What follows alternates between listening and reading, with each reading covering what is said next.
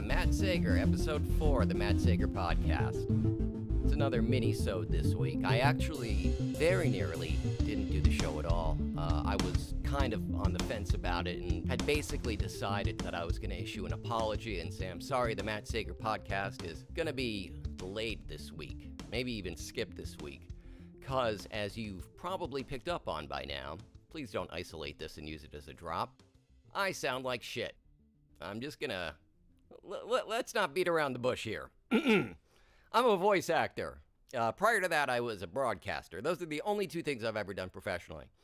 And this is about the best I've sounded in 4 days. I'm nervous about getting into it because it's legal. I will say I am soliciting medical malpractice attorneys. If you practice in the New York City area, malpractice law, boy, oh boy, have I got something for you.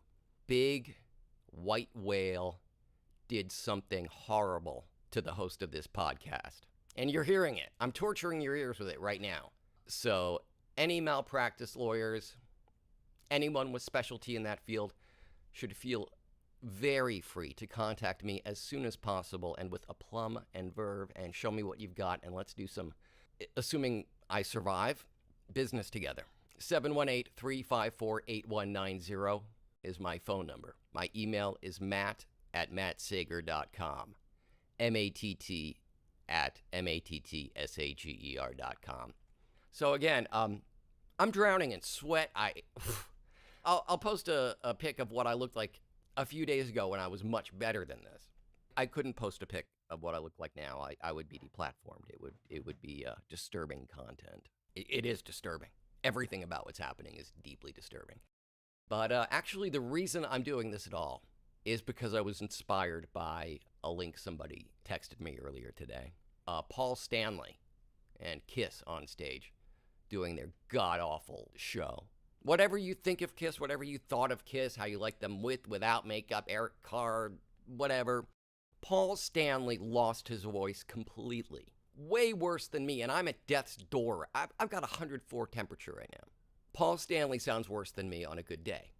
And he was up there with his throat that if the article didn't say what he was screaming about, you would have no clue. And he wasn't singing, he was talking. He was bloviating about politics. You know how right-wingers love to say that celebrities should shut the hell up until they're the celebrity, like Kevin Sorbo, Scott Baio, or just never was lunchbox refugee, has been douchebag, New York doll ripping off loser a-holes like Paul Stanley. An embarrassment on his best, and his best was 45 years ago.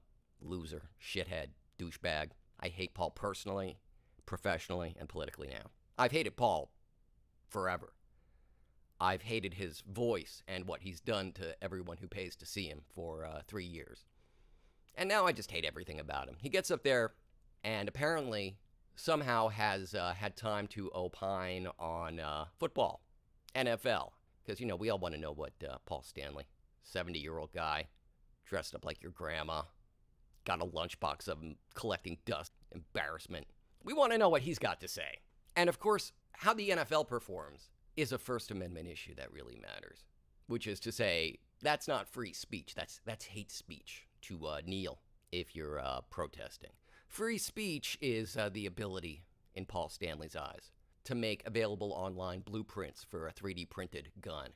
That's speech. That's free speech. Alex Jones is free speech. Terrorizing and making more miserable the parents of dead children.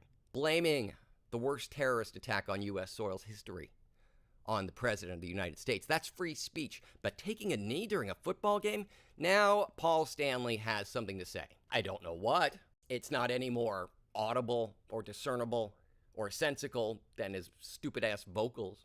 But it goes something like this. Football! Yeah, Paul, yeah! Where's it going with this? Knees!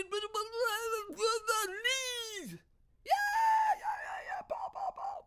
Oh, you know that? Trump!